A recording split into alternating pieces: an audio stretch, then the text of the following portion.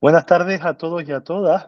Bienvenidos a este encuentro de Padres Canarias. Es para mí un placer presentarles a quien nos va a acompañar esta tarde en esta reflexión. Por una parte, tenemos con nosotros a Josefa Suárez Míguez, que nació en 1959, la bautizaron como José Antonio, primogénito deseado, que pronto provocó las primeras desilusiones al no ser el varón esperado. Mostró tempranamente una falta de adecuación con su expresión de género esperado, circunstancia que se agudizó en su adolescencia. Al acabar el bachillerato decidió dar el paso para poder vivir conforme a su condición sexual y de género, pero en un ambiente hostil, recién acabada la dictadura, decide dar un paso atrás y meterse en el armario. Es entonces cuando estudia magisterio y conoce a su actual esposa. Se casa y tiene un hijo. Su vida familiar es plena, pero en su interior le falta la autenticidad de expresarse como lo que es, una persona transexual. Cuando su hijo está maduro para afrontar la transición, Josefa decide a los 47 años dar el paso definitivo para vivir plenamente en el género sentido. En este proceso, la fe en el Señor que la acompaña en todo momento, será clave para poder llevar a cabo una transición llena de éxito, con la confianza puesta en Dios. En el ámbito laboral en el que se mueve Josefa, también encontrará la aceptación del alumnado, de la familia, de los compañeros, pero sobre todo será el apoyo de su esposa y de su hijo definitivos en este proceso. Eh, por su labor activista en la defensa de las personas LGTBI y siempre desde posturas moderadas, recibió, entre otros, el premio Bandera de Andalucía otorgado por la Junta de Andalucía. Josefa, es un placer tenerte con nosotros en Padres Canarias en esta tarde. Muy bien, muchas gracias. En segundo lugar, paso a presentar a Marisol Ortiz. Marisol Ortiz, casada, madre de 2 hijas, su hija mayor es trans, miembro de SUBX, es coordinadora del equipo apostólico de Misión Familia y miembro del equipo motor de diversidad en SUBX.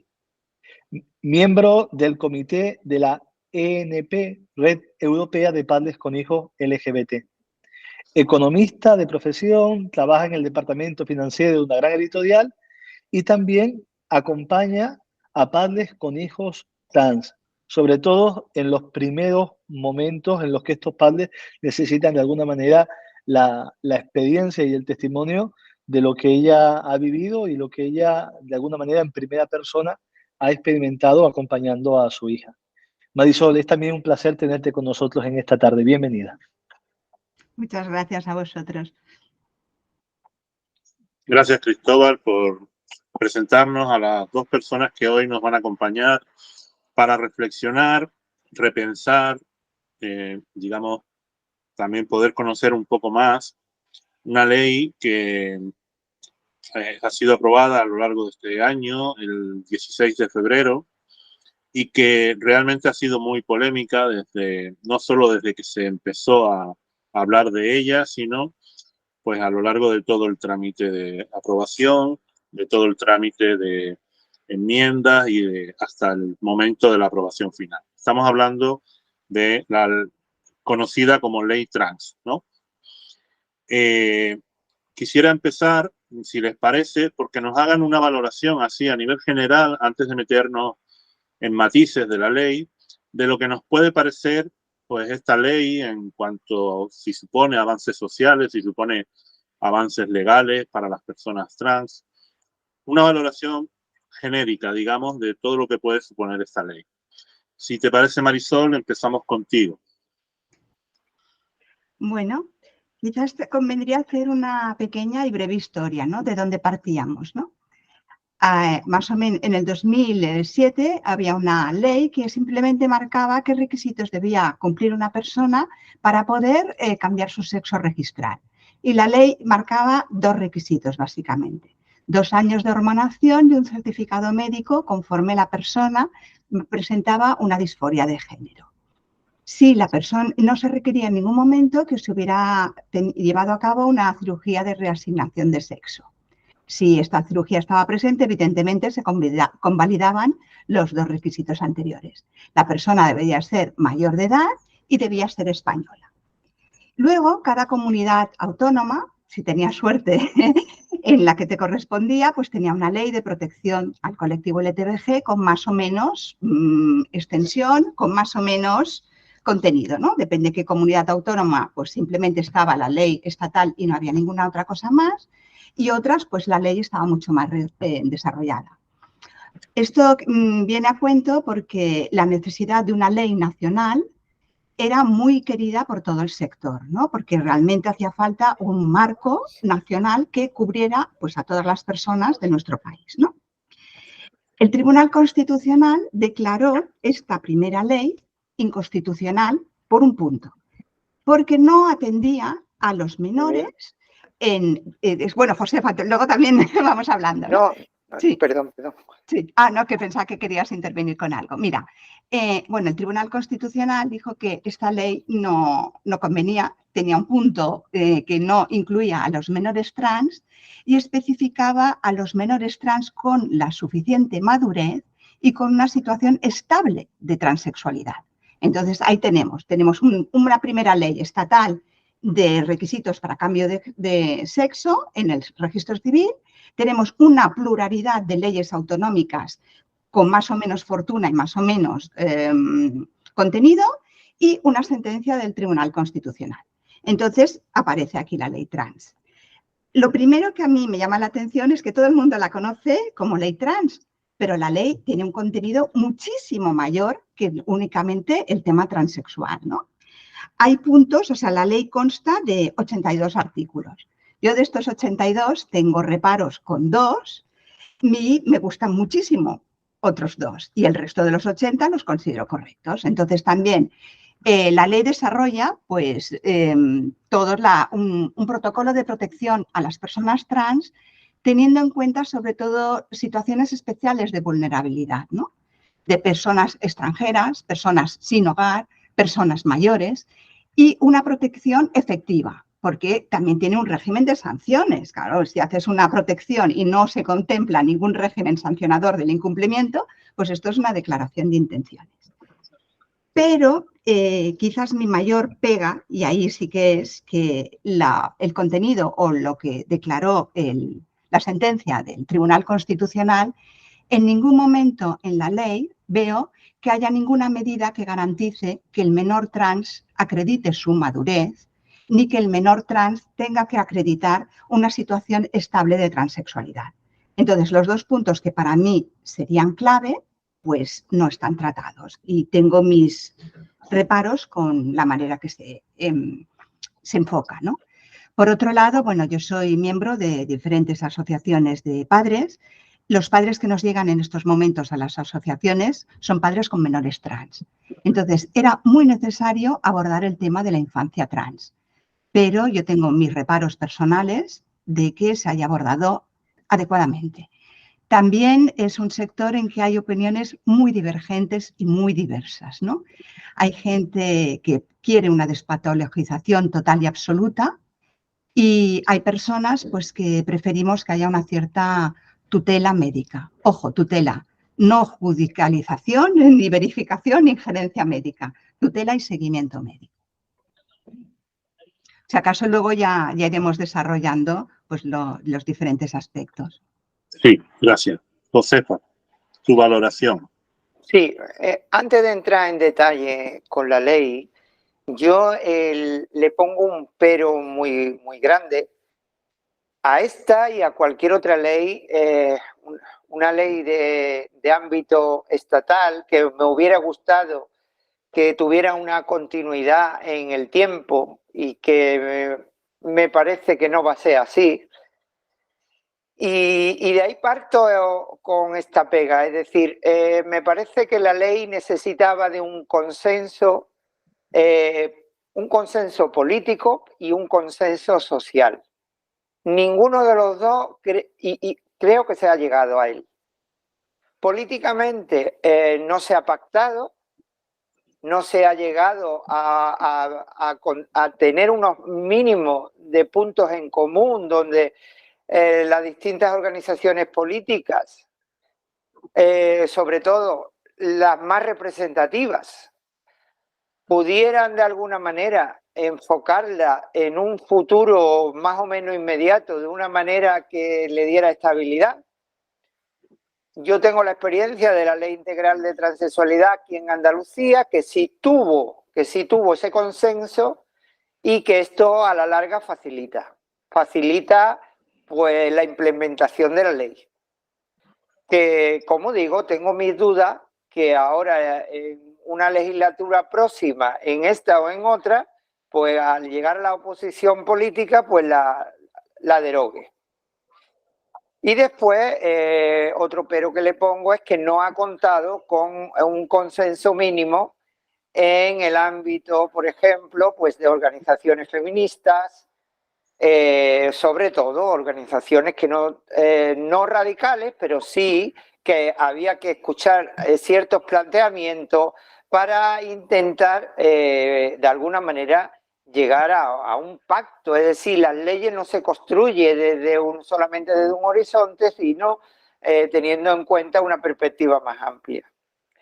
Y también, ¿por qué no?, todo el ámbito de las personas que de alguna manera intervienen en todo el proceso de transexualización de las personas que estamos afectadas por la ley, como pueden ser pues colegios de psicólogos, colegios de endocrinólogos, etcétera, etcétera. Y por supuesto también escuchando también qué nos dice en el aspecto legal, pues las personas, los profesionales de la jurisprudencia, si realmente, aunque evidentemente la ley es base constitucional, o yo creo que es constitucional, pero de alguna manera pudiera haber en el futuro, a lo mejor, digamos, una cierta falta de unanimidad en el ámbito de la jurisprudencia. No lo sé si esto será o no será. Tal cual yo lo estoy expresando así, pero me temo que esta ley no va a tener un recorrido amplio, un recorrido importante en el tiempo. Desde ahí creo que no está bien diseñada, que habría que buscar otro tipo de estrategia política a la hora de establecerla para que fuera efectiva, para que fuera consensuada y me temo, como digo, que no va a ser así. Bien, gracias. Vamos a ir profundizando en algunos aspectos de la ley. Igual en algunos muy polémicos, que son los que hemos visto en los medios de comunicación continuamente, ya se abordaba un poco de forma muy soslayada por parte de Marisol, que es en el caso del tema de los menores, ¿no? Esta ley permite la autodeterminación de género a partir de los 14 años. Hay posturas a favor, posturas en contra, hay mucho debate sobre esta cuestión y en el ámbito político, que también Josefa lo ha mencionado, es una de las medidas que más se ha discutido.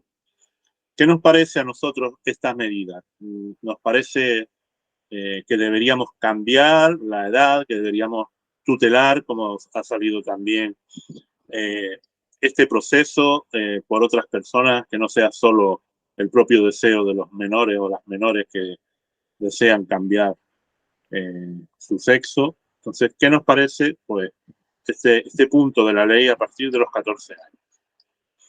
Josefa, te doy el turno a ti ahora.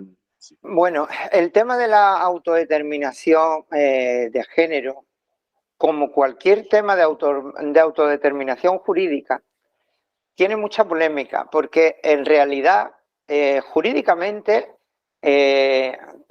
toda ley no implica automáticamente un proceso de autodeterminación, sino que tiene que ser reglado de una u otra manera.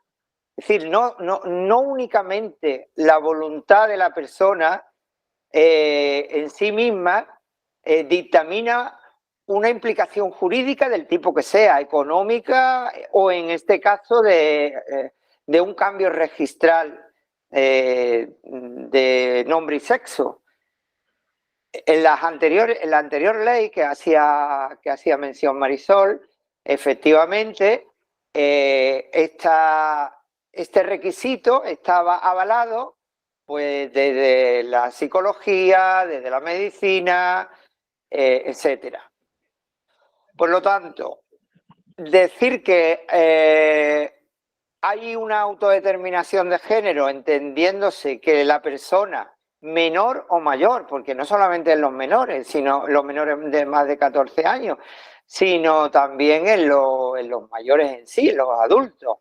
Decir que solo y exclusivamente con la voluntariedad de esa persona puede implicar un cambio registral, pues de alguna manera creo que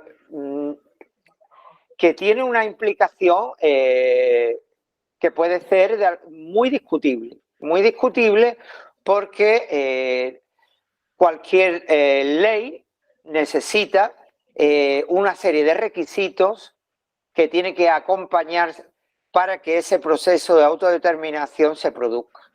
En sí mismo, solamente la voluntad, pues la verdad es que no implica una realidad jurídica constatable.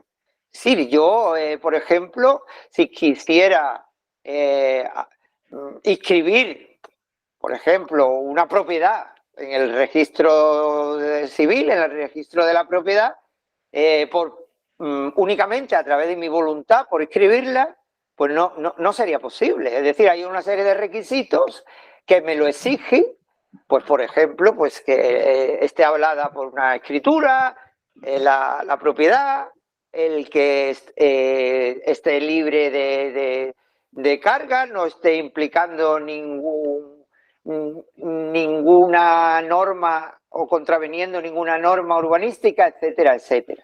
Y con esos requisitos ya yo voy y escribo pues jurídicamente, en este caso, una propiedad. Pues en el caso del género, y aunque la ley implica un cambio registral de sexo, en realidad es una ficción jurídica, porque el sexo no es lo que cambiamos, en realidad cambiamos el género jurídico. Pero como el ordenamiento español se hace mención jurídicamente al sexo, por eso hablamos de cambio registral de sexo. Pues como digo, esa implicación jurídica tiene que ser constatada por otros medios. ¿Cuáles son esos medios? Pues, por ejemplo, se hacía mención antes a una estabilidad en el género sentido y expresado por la persona. Eso debería de constatarse, de que no es una simple voluntariedad con una temporalidad que no tiene un correlato importante en el tiempo. Debería también, creo, ser requisito imprescindible el que la persona demostrara que jurídicamente es capaz, esté capacitada en todos los ámbitos, es decir, en una madurez personal, psicológica, y también en que tiene plena capacidad y no está sufriendo a lo mejor un proceso temporal o permanente que la incapacite.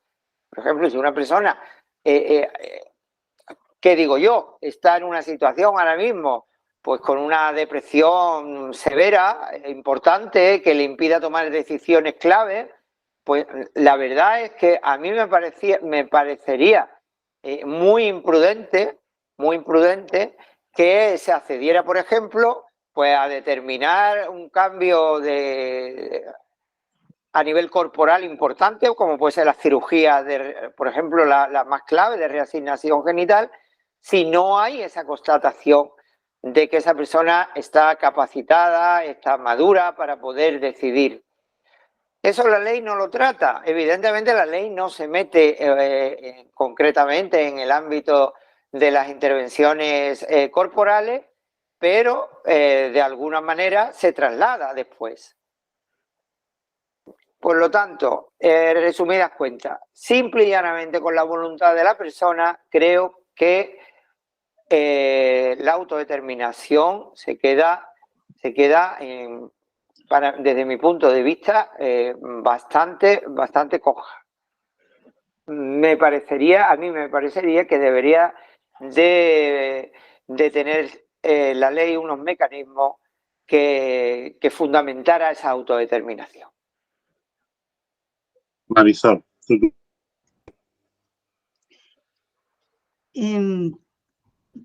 Yo creo que un cambio de este calibre es muy trascendental para la persona y es un cambio considerable, ¿no? Yo soy de tradición espiritual ignaciana, ¿no? Nosotros siempre proponemos el acompañamiento espiritual, ¿no? A mí me es muy difícil imaginarme cualquier proceso que afecte a fondo a la realidad de la persona y no sea acompañado. Acompañado no quiere decir judicializado, ni intervenido, ni justificado, ni cualquier término peyorativo que a uno se le pueda imaginar, ¿no? Acompañar significa ayudar a la persona a ser quien es plenamente ser, ¿no? En este caso, me sabe muy mal cuando propones acompañamiento psicológico o psiquiátrico y enseguida se considera una patologización, ¿no? En ningún momento yo pienso que una persona transexual, sea cual sea su nivel, es una situación patológica, ¿no? A mí hay un símil que me gusta mucho, que es, mira, una mujer embarazada, nadie va a considerar que está enferma, pero es evidente que necesita una atención médica, ¿no? A una mujer embarazada, nadie le va a proponer, mira, vas a parir en mitad del campo sin ninguna supervisión médica y como tú quieras. Y además, ¿sabes qué?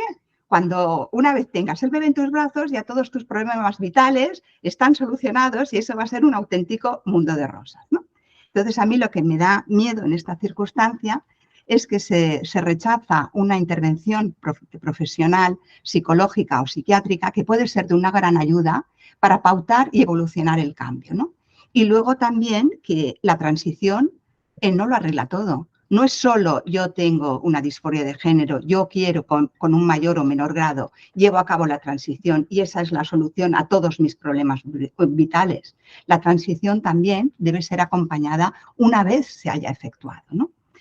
Entonces, también mis dudas es que en la ley pues no se marca ningún requisito que la persona deba demostrar su madurez, ¿no? Su madurez y también que realmente sea consciente de todas las implicaciones que tiene la decisión que está tomando, ¿no? Me sorprende que también se proponga que quien informe a la persona de todo este proceso sea un funcionario del registro civil, ¿no? Yo al menos propondría que quien informa de todo el proceso sea un endocrino o un psicólogo o un psiquiatra, ¿no? Un profesional, ¿no? Avezado en la materia, ¿no? Entonces, mis dudas era esto, ¿no? Que en ningún momento la persona tiene que validar o certificar su nivel de madurez, que no tenemos ninguna garantía de que esta persona, su decisión sea totalmente libre y consciente, y luego que tampoco sabemos si esto es una situación estable o no. Yo creo que también es muy importante que un cambio de este calibre provenga de una situación asentada, ¿no? Que decir, bueno, pues a ver, no sé si pues, un plazo que durante 6 meses, durante un año, bueno, no sé exactamente qué plazo propondría, pero sí que pediría que de alguna manera se validara que la persona está en una situación estable de desear un cambio de identidad, ¿no? Luego, por otro lado, pues con los menores, es cierto, a ver, yo no he entrevistado a ningún menor, pero sí que he entrevistado a sus padres. Es cierto que niños con 3 y 4 años te dicen claramente, mamá, yo soy una niña, mamá, yo soy un niño. Y con una certeza que te dejaría la sangre helada, ¿no? Esto se da. También se da a personas que llegan a los 60 años y descubren que toda su vida han vivido que no eran ellos, ¿no? Y desean llevar a cabo un cambio con 60 años, ¿no? Entonces, la evolución y el momento de cada persona es único, ¿no? Pero en el momento en que se produce este cambio, hay que tener un mínimo de garantías de que esta persona está decidiendo con pleno conocimiento de todos los efectos que ese cambio va a provocar en su vida y que ese cambio va a tener una cierta estabilidad y continuidad, ¿no? A mí, aparte de los plazos de menor, también me da un poco de miedo también la ley que dice que una vez llevado a cabo el cambio, pues tú en 6 meses puedes revertir este cambio. Y después de revertirlo en 6 meses, pues todavía, mediante un proceso judicial, puedes hacer una nueva reversión. Entonces, yo creo que esto crea una inseguridad jurídica y una inestabilidad de una característica que al menos yo considero básica en la persona, ¿no? El hecho de ser hombre, ser mujer o, no, bueno, también las personas pues, no binarias, pero tener un marco mínimamente estable y conocido donde se pueda desarrollar la persona. A nivel, digamos, siguiendo la línea de esta medida, esta ley también acorta muchos de los procesos legales, sobre todo lo que decías, ¿no? A nivel también de registros civiles, pues hay unos plazos diferentes que creo que tampoco han creado el consenso suficiente a la hora de realizar la ley. Creemos nosotros, en este caso Marisol, ¿crees que falta algo o sobra algo en la ley a este respecto de los plazos? Y sobre todo, ¿qué pensamos nosotros en este momento sobre la aplicación por estos tramos de edad, a los que también has hecho mención en algún momento? A ver, yo para realmente valorar los tramos de edad, yo soy madre, no soy psicóloga. Entonces, todas mis consideraciones o apreciaciones son por contacto con otros padres y por conocimiento de otras familias, ¿no? Aquí yo sí que diría que para realmente pronunciarse, oye, esta edad es correcta, esta edad no es correcta, pues aquí sí que recurriría a un argumento técnico, ¿no? Yo lo que sí te puedo comentar, porque lo he visto, de padres con niños de 3 y 4 años que su decisión es irrevocable. Estos niños, estas familias, pues las he podido más o menos ir siguiendo durante un plazo de 10 años y la evolución del niño ha sido preciosa. Y la situación de transexualidad ha sido estable a lo largo del tiempo y se han desarrollado de una manera maravillosa. Esto se da, ¿no? También se da el joven que lleva a cabo la transición y se arrepiente. Hay arrepentimientos o hay diferencias que, bueno, descubren pues que no era lo suyo o que el cambio pues no solventa otros problemas asociados que tenían, ¿no? Que el cambio se lleva a cabo y, bueno, por presiones sociales o por falta de encaje en el ambiente, pues la persona quiere retroceder lo que ha hecho, ¿no?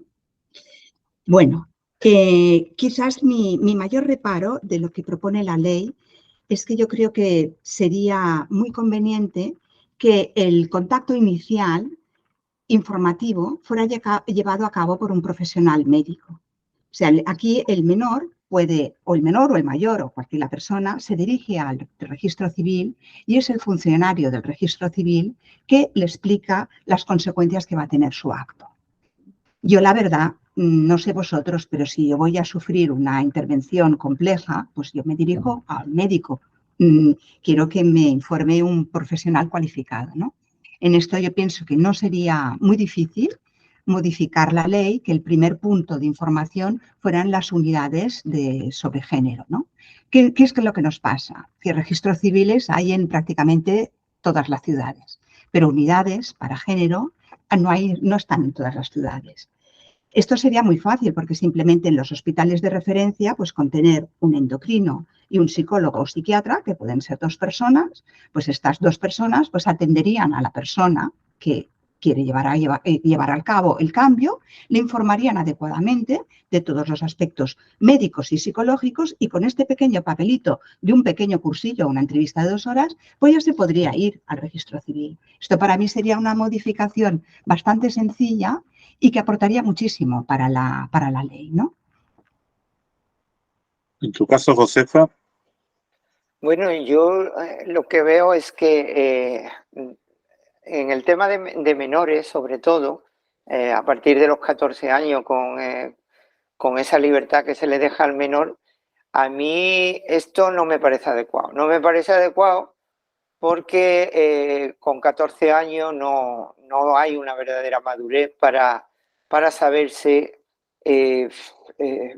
si lo que va a decidir en el futuro le va a traer unas consecuencias que muchas veces a lo mejor pues no va a ser factible a lo mejor dentro de X años si como hemos estado diciendo aquí, pues no hay una situación estable de transexualidad. Con 14 años ¿se puede estar maduro? Yo creo que no. Es decir, yo creo que se necesita el apoyo en todo caso, de los padres, que los padres pueden en un momento dado, a lo mejor por miedo o a lo mejor por desconocimiento, puede ir en contra a lo mejor de los deseos profundos del menor y se puede equivocar esos progenitores, pues sí, pero viéndolo en una proporción, esa decisión tomada por personas mayores generalmente van a estar más adecuadas a lo que de alguna manera el menor necesita. Por lo tanto, mínimamente, por lo menos lo que establece la ley sanitaria es que a partir de los 16 el menor pudiera expresar esa voluntariedad, pero antes me parece que no. Y con 16 años sigo teniendo mi reparo.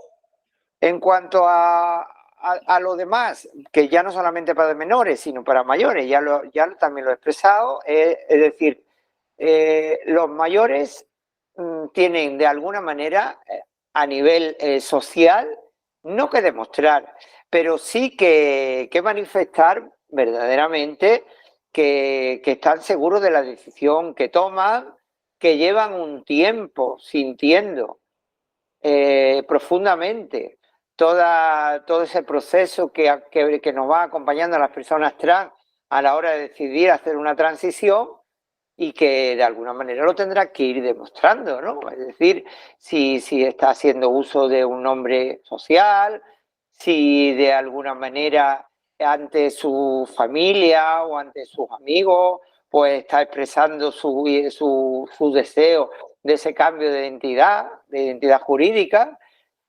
En definitiva, tendrá de alguna manera que demostrar que lleva ya un tiempo por lo menos prudencial. Antiguamente la ley establecía un plazo mínimo de 2 años de hormonación, pero no solamente era por el proceso de hormonación, sino también para constatar que hay a la hora de poder hacer cambios quirúrgicos más profundos, ¿no? A la hora de que se diera esa estabilidad en el tiempo. Yo creo que eso tiene que acompañar la ley. No puede una persona deprisa y corriendo hacer un cambio registral en este sentido. No debería. Y segundo, vuelvo a repetir lo mismo, es decir, la persona de alguna manera, por su propio interés, debe estar capacitada psicológicamente para tomar esa decisión. Y esa capacidad, pues de alguna manera tendrá que constatarse. Es decir, una entrevista dentro de las unidades donde hay un equipo profesional de psicología o de psiquiatría, pues ahí se constataría que la persona tiene esa capacidad. Tiene esa capacidad para iniciar ese proceso jurídico tan importante en su vida. No estoy diciendo que tenga la unidad en el ámbito de la psicología o de la psiquiatría que da ningún tipo de informe de diagnóstico como antiguamente se daba. Ahora no es una situación que se ha despatologizado porque no puede ser de otra manera, pero sí que el profesional de alguna manera debería de constatar de que esa persona tiene esa capacidad suficiente para afrontar ese proceso.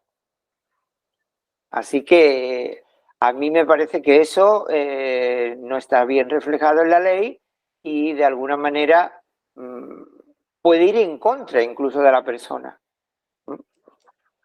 por lo menos, si no en contra de una manera, digamos, en un tiempo corto, a la larga vaya en contra porque se necesita mucha estabilidad psicológica en todo este proceso. La persona transexual, desgraciadamente, está muy presionada en el ámbito social en general, tanto familiar, profesional, de amistades, etcétera, con muchos impedimentos, que tiene que atravesar situaciones muy comprometidas, porque va a haber una serie, en muchas de las personas, cambios corporales importantes, que tienen que tomarse decisiones bien informadas y bien reflexionadas, y que por lo tanto se necesitan esos dos requisitos: que esa persona tenga estabilidad en su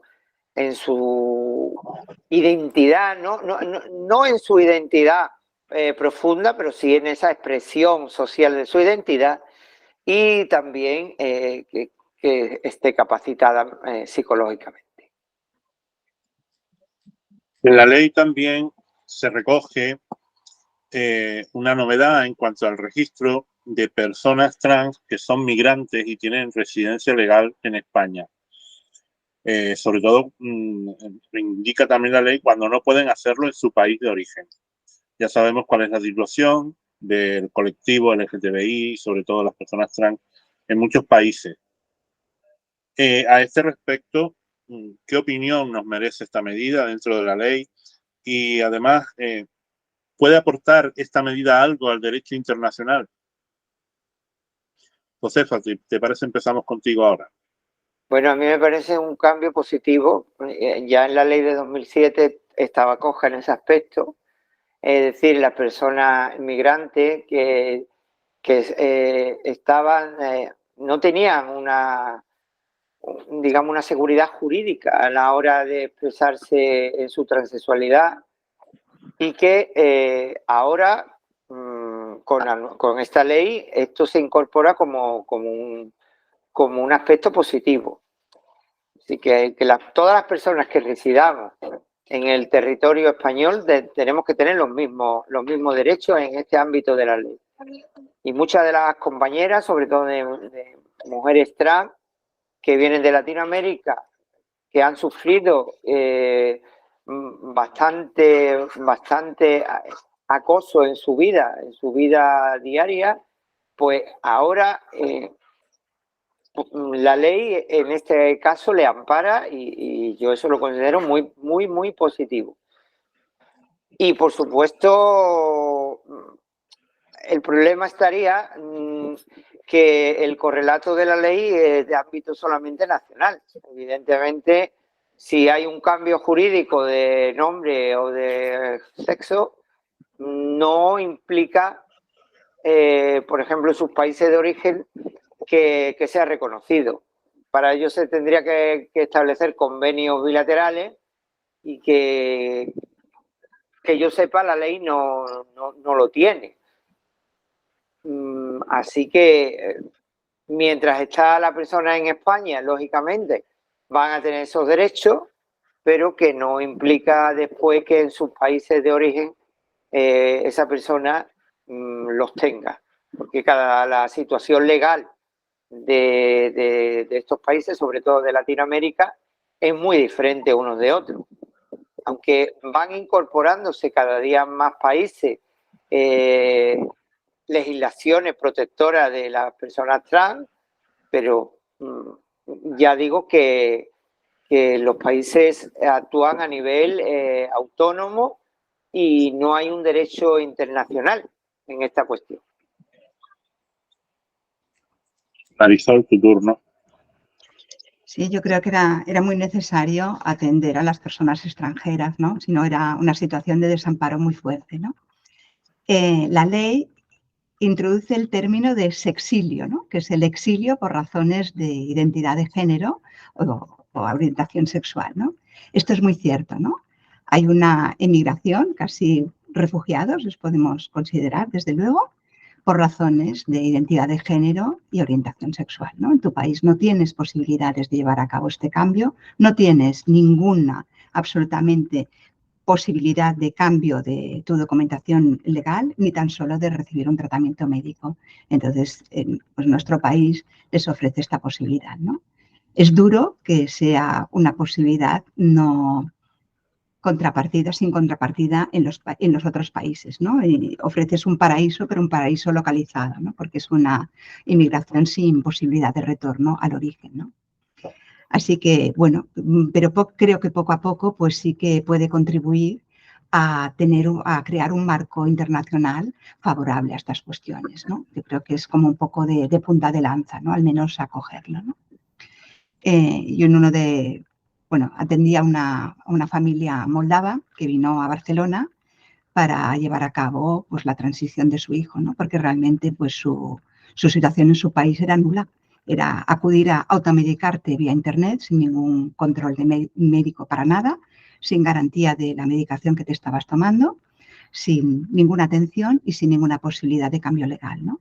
Entonces aquí al menos ofreces un marco médico, un marco de acompañamiento, un marco social y bueno, pues unas ciertas circunstancias, ¿no? Que ojalá se pudieran dar en todos los países del mundo. Hay un elemento también dentro de la ley que yo creo que sí ha suscitado bastante anexión, digamos, bastante apoyo por parte, sobre todo, de con los colectivos y los colectivos sociales, que es considerar a las terapias de conversión, aquellas terapias todas carentes de base científica, se consideran así en esta ley. Yo no voy a preguntarles qué nos parece esta consideración de esta prohibición de terapias de conversión, sino les voy a preguntar, ya que estamos en un ámbito más eclesial, qué podemos pedir nosotros a la Iglesia, que ha sido promotora en algunas zonas de estas terapias de conversión en cuanto a esta cuestión. ¿Qué podemos pedirle en este momento a nuestros obispos? ¿Qué podemos pedir a la Iglesia a este respecto? Josefa, si te parece, inicias tú. Bueno, yo a mí me gustaría, en el ámbito general de las personas transexuales, creo que la Iglesia no enfoca bien, la Iglesia institucional no enfoca bien la cuestión trans. Porque generalmente se considera la cuestión trans como una especie de ideología donde la persona, con su voluntad, simple y llanamente con su voluntad, puede más o menos dictaminar un cambio en su vida, en su género, en su sexo registral, etc. No se ha metido todavía a valorar que existen estudios científicamente avalados, cada vez más, tanto de las ciencias biológicas como de las ciencias sociales, que constata que la realidad trans tiene un sustrato de condición, es decir, de que la persona ya nace de alguna manera impregnada de esta especie de identificación con un género que no es el que se le ha asignado al nacer. Y esto viene a constatarse tanto a lo largo de la historia, y de ahí que las ciencias sociales tienen algo que decidir al respecto, como de todos los estudios de neuroimagen que se están haciendo. Sobre todo a mí me gusta destacar el que está haciendo el doctor Antonio Guillamón, donde se establece claramente que hay un sustrato biológico que impregna a las personas transexuales. Y por lo tanto la Iglesia tiene que abordar qué está diciendo la ciencia, qué están diciendo los estudios sobre esta materia. No quedarse simple y llanamente en considerar que esto responde a una ideología queer, donde prácticamente la persona libremente dictamina si es trans, si no es trans, qué género tiene, si mañana tengo un género, pasado tengo otro, No, las personas transexuales, sobre todo las transexuales, evidenciamos cambios muy profundos en nuestra personalidad, situaciones muy profundas en nuestra personalidad que no están sometidos a cambios.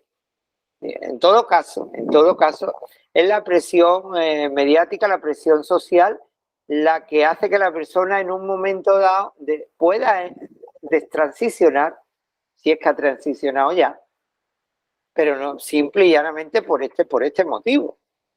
Por lo tanto, yo le pediría a la Iglesia que se acerque más a la ciencia, que estudie verdaderamente esta cuestión desde el conocimiento y no solamente se deje llevar por esa especie de acusación de que esto responde, que las personas trans respondemos a una ideología queer, cuando no es cierto.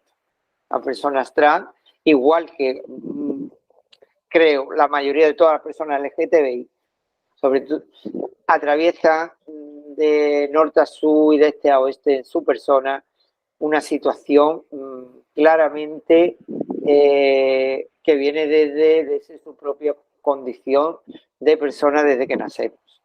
Se podrá manifestar antes, se podrá manifestar después, pero eso está ahí. Eso está ahí y además es como algo que no queremos, que no se puede quitar. Ya me hubiera gustado a mí quitarme de la cabeza, como yo siempre digo, toda esta cuestión. Yo siempre digo que ¿quién le va a apetecer meterse en este berenjenal? ¿Qué persona, sea cual sea, va a querer meterse en esta vida que trae muchos problemas, que trae muchos quebraderos de cabeza? En definitiva, si uno está expresándose en el género que manifiesta, es porque hay algo muy profundo que la Iglesia tiene que valorar. Valorarlo y no verlo únicamente desde la cuestión queer, incluso de una situación pecaminosa, porque la verdad no entiendo qué pecado estamos cometiendo las personas trans, simple y llanamente viviendo como lo que queremos, lo que sentimos profundamente, en lo que sentimos profundamente. Así que eso le pediría yo a la Iglesia, comprensión y sobre todo que vaya intentando conocer a través de las ciencias sociales, de las ciencias biológicas, todo este fenómeno. Gracias. Marisol, ¿qué nos puedes decir al respecto? Bueno, totalmente de acuerdo con lo que ha expresado Josefa. Yo solo añadiría un aspecto. No es potestativo cumplir una ley. La ley está aprobada y publicada en el BOE. Estamos obligados a cumplirla, desde el primero hasta el último, desde el creyente hasta el no creyente. Las terapias de conversión están prohibidas por ley. Y llevar a cabo una terapia de conversión está tipificado como sanción muy grave con multas hasta 150.000 euros. Esta es la ley que está en vigor en estos momentos. Por lo tanto, todos los ciudadanos españoles están obligados a cumplirla, sin excepción. Ninguna ley ni ninguna institución puede hacer del marco legal aprobado democráticamente una carta a su favor. Así que la Iglesia pues debe cumplirla. Vamos a ir entrando en alguna cuestión final. Hay un elemento que también me gustaría que pusiéramos sobre la mesa, que es pues las diferentes medidas que recoge también la ley para atajar, acabar con la discriminación y sobre todo en el ámbito educativo, que es tan importante.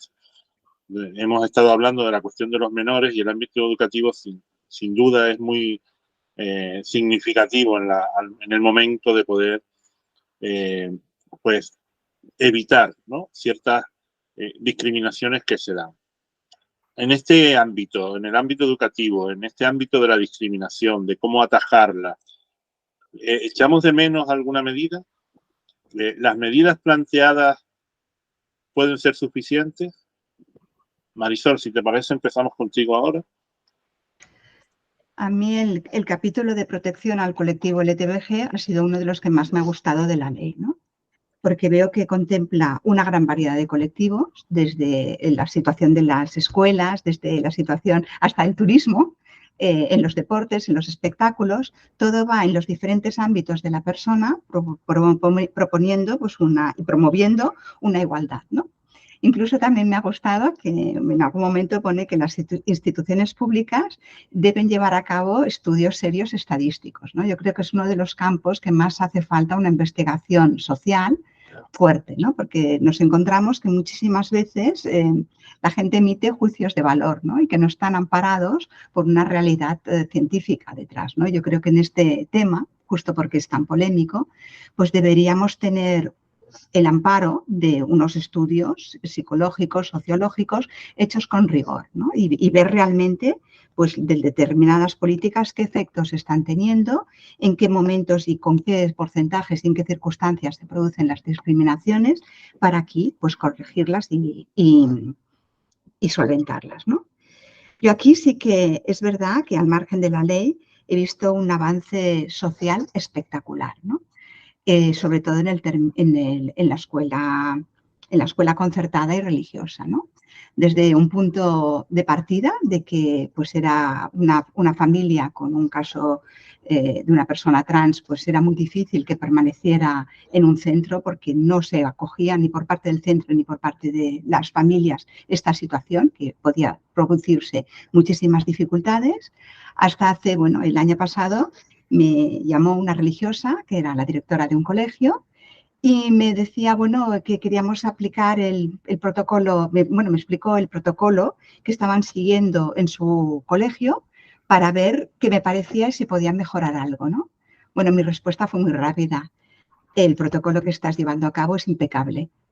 En 8 años había visto una evolución impresionante, ¿no? De decir, bueno, pues toda la pauta de respeto al nombre querido por el niño, de respeto y en todo el tema de vestuarios, de protección al menor, de protección a toda la relación, todo su entorno. Es muy importante el colegio porque para los menores los dos grandes pilares es el sistema educativo y la familia. Y es clave que un menor y aún más un menor en situación de transexualidad cuente con el apoyo incondicional de su familia y cuente con el apoyo y posibilidad de desarrollo armónico dentro de un colegio que la acoja. Si no tenemos, y cada 2 por 3 aparecen en prensa, situaciones de suicidio, situaciones de bullying, que no sé cuánto tiempo tardaremos en conocer la siguiente, ¿no? Todo eso se tiene que evitar, ¿no?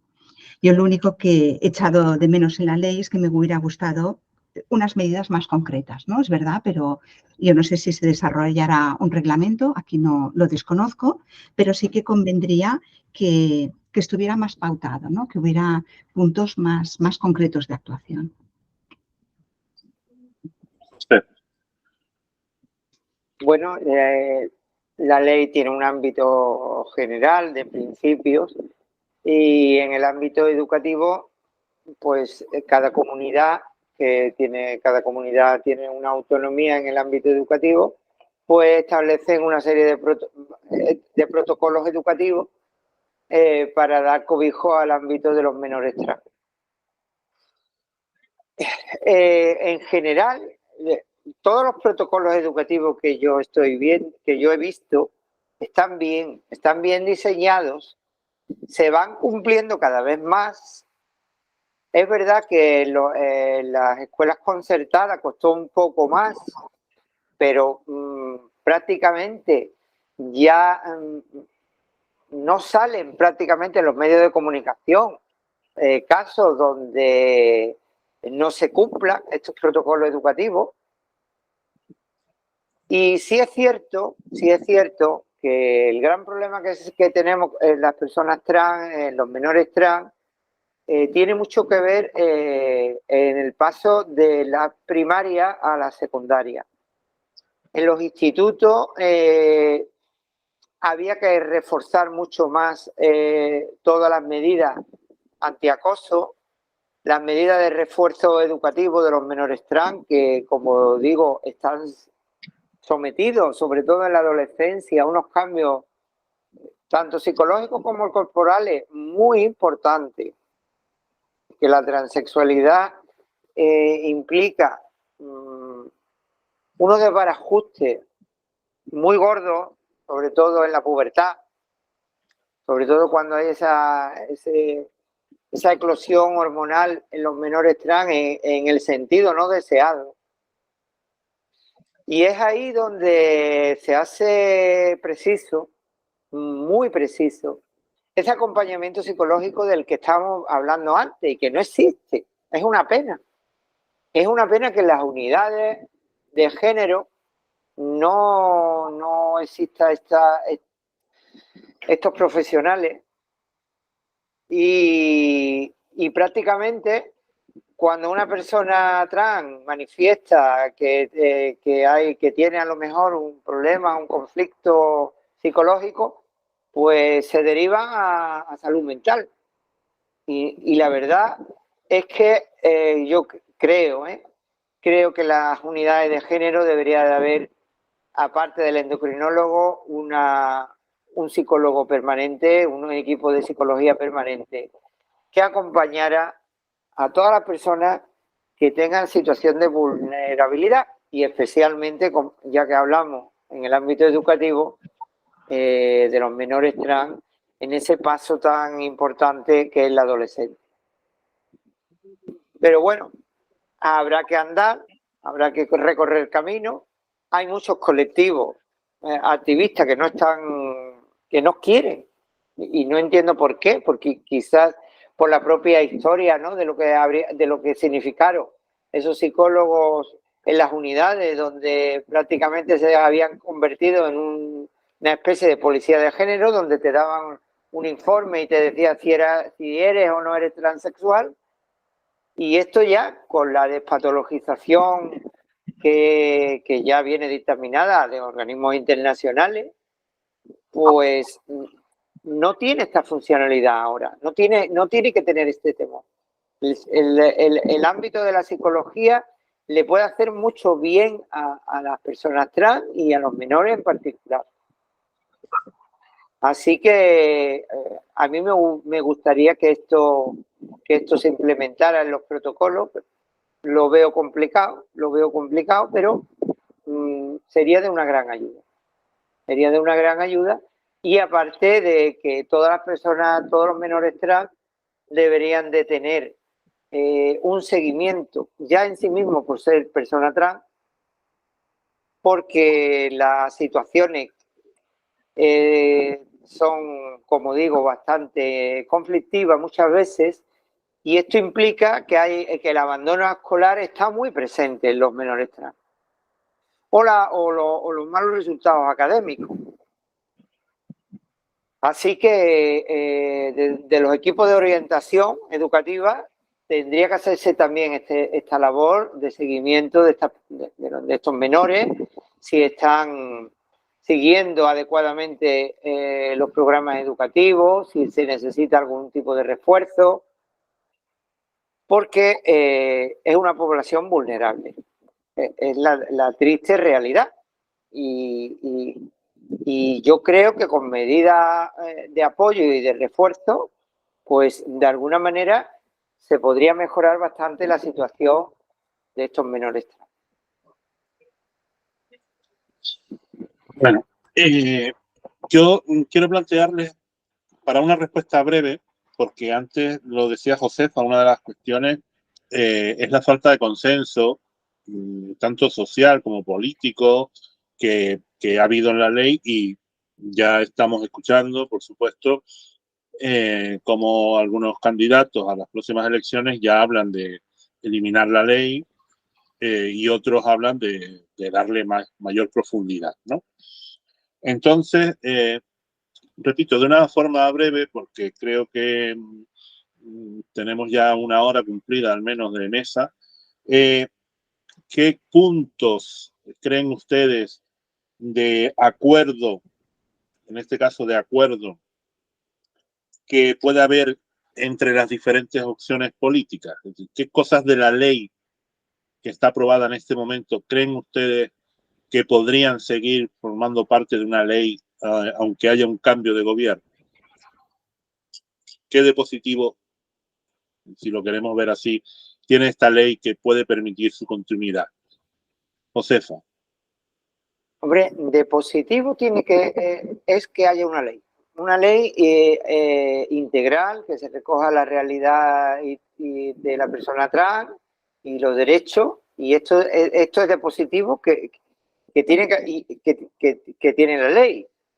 Este primer punto. Segundo punto, que le da una unificación a las distintas legislaciones que en cuestión de jurisprudencia, en el término de leyes autonómicas, pues se tiene que dar. Es decir, que tiene que haber una ley estatal.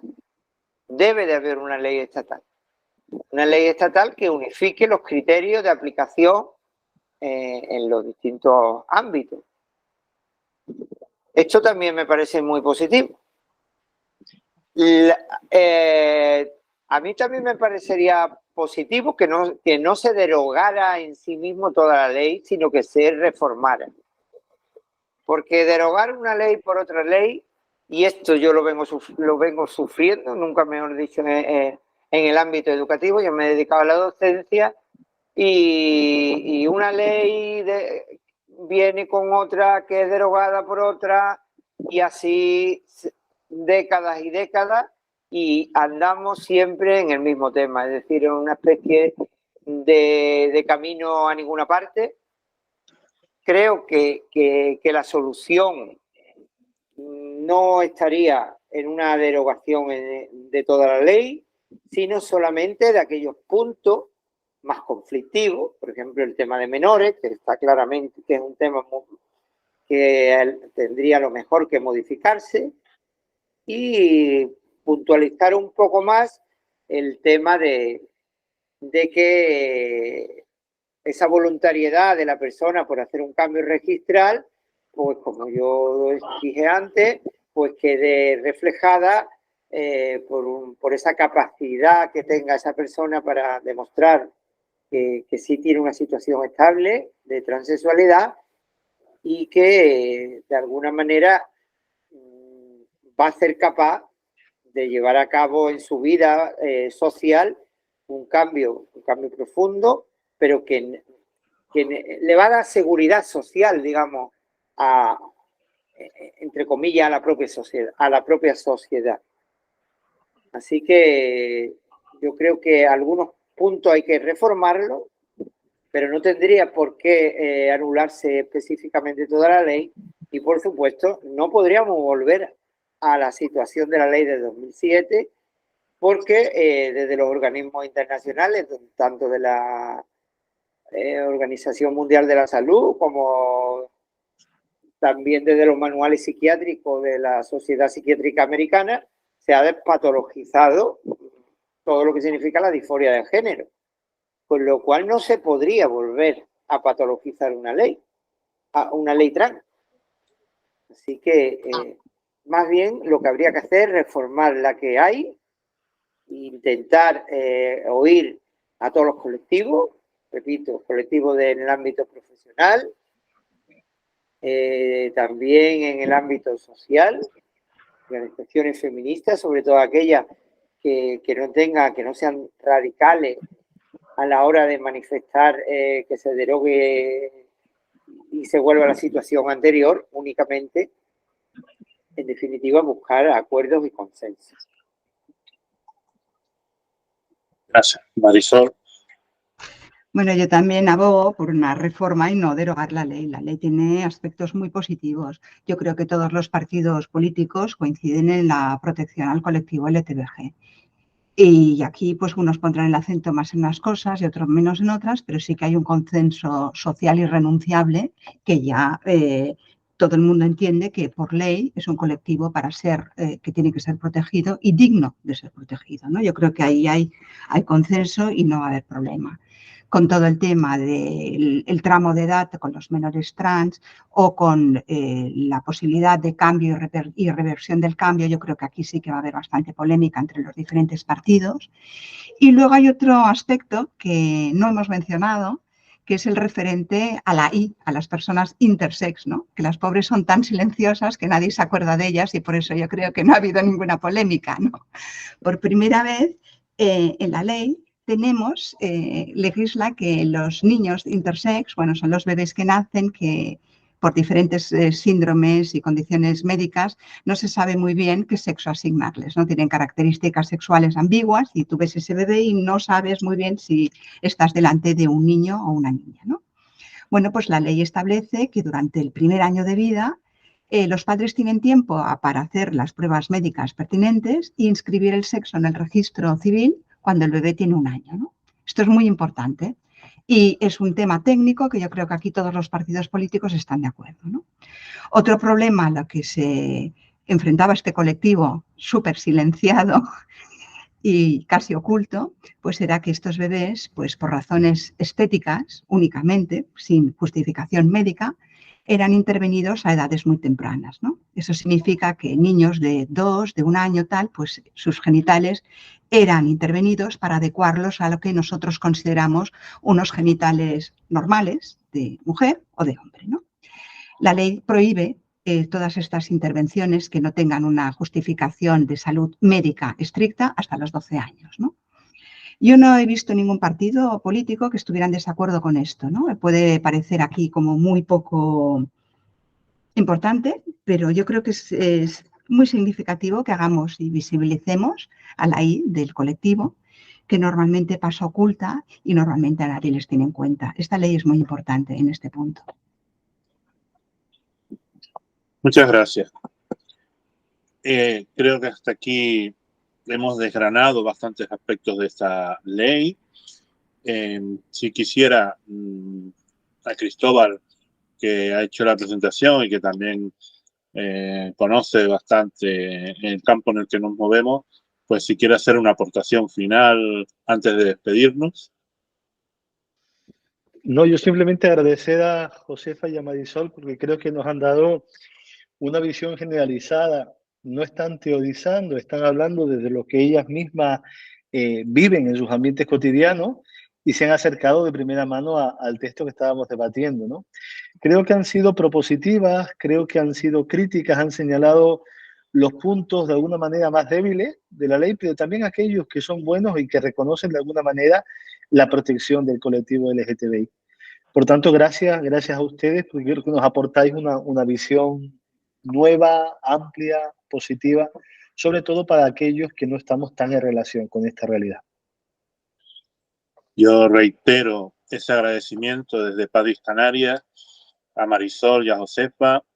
Siempre es un placer escucharlas, siempre es un aprendizaje nuevo poder escucharlas, porque no hablan solo del conocimiento teórico, sino que hablan desde la vida. Y eso también es muy importante. Darles, si quieren, 30 segundos para que digan aquello que desean decir en este momento para despedirse y damos por finalizada esta mesa. Josefa, si te parece.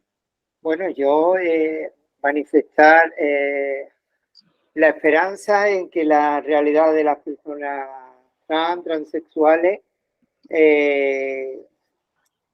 sea de alguna manera más visible, tengan más derecho en la sociedad que estamos viviendo.